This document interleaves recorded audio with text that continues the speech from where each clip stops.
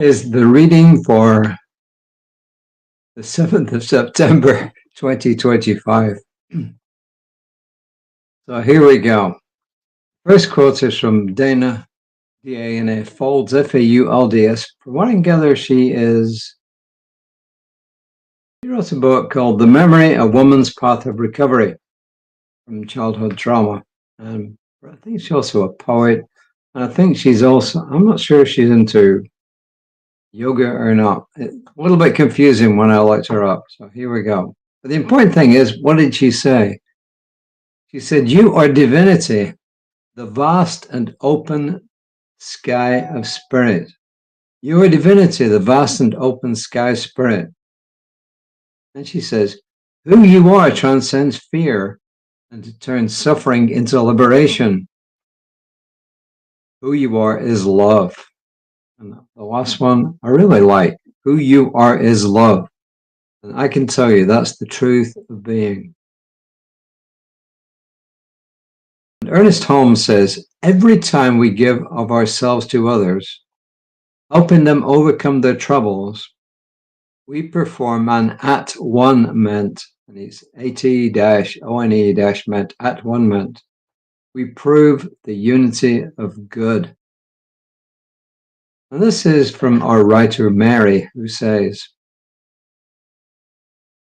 "As we have seen, we can gather clues about our purpose by noticing what we are drawn to. The things that bring us joy and a sense of meaning might be the very things that we're meant to share with others." And then she says, "On the other hand, sometimes we get clues about our purpose through challenges. Many courageous and general souls have gone through the pain of loss, abuse, poverty, or injustice, and have used their experiences to help others who are enduring a similar journey. We are never required to, quote, make meaning, unquote, out of our pain, or bypass our truth to explain away the unbearable. But in time, we may find a flow of grace or a flash of insight that compels us to draw on our most difficult experiences for a greater good." Dr. Tarari Trent is an international speaker, educator, and author who had to fight for her dreams and now motivates others to fight for theirs. From humble beginnings in rural Zimbabwe, Dr. Trent pulled herself out of poverty, illiteracy, and colonial oppression to earn a PhD. She then returned to her community to bring educational opportunities to others. The schools she founded have educated more than 40,000 children. When she helps others recognize what brings meaning to their lives, she asks this question: what breaks your heart?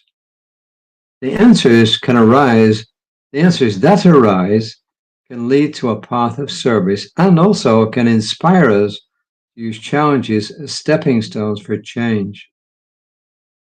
Sometimes from our greatest challenges grow miracles.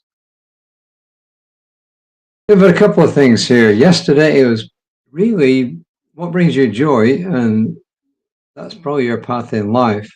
And now we're learning also that what really hurts us emotionally, right? Emotionally, in this sense, is also an opportunity for us to follow a path that leads us to fulfillment, which I take it is what she's saying here. So, what do you think? My question is, how do we balance the two? And I think we balance the two by realizing that first quote, actually, that the very first quote, which says, "Your divinity, the vast and open sky of spirit. Who you are transcends fear and turns suffering into liberation." This is it. Who you are is love. So who you are is love. And it's my firm belief through personal experience that love is the basis of life. It may not seem so. There's lots and lots of stuff going on in our world right now, both man-made and natural disasters. But I can honestly tell you this, that through personal experience, I really, really have found that behind everything, beneath everything, and underpinning everything is one thing, and that is love.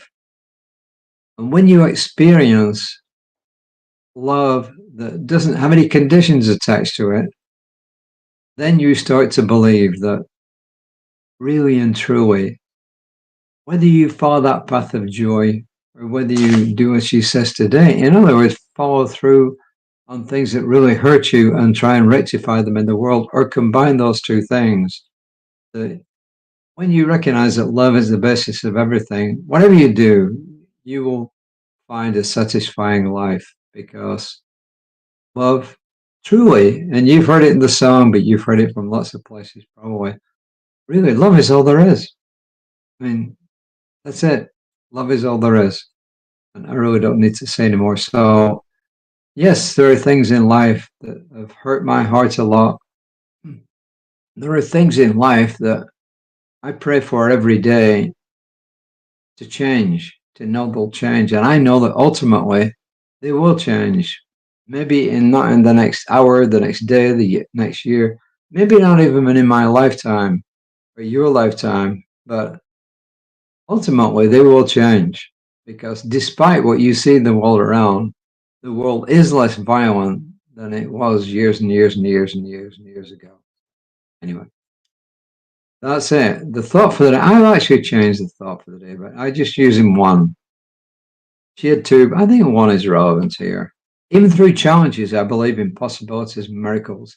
Even through challenges, I believe in possibilities and miracles. So, my friends, that is my offering for today. That is our writer Mary's offering for today. My colleague, Reverend Lisa, will be on Created by Spiritual Center's Facebook page tomorrow morning. I will be back, God and the mediation willing, round about 5 o'clock tomorrow evening.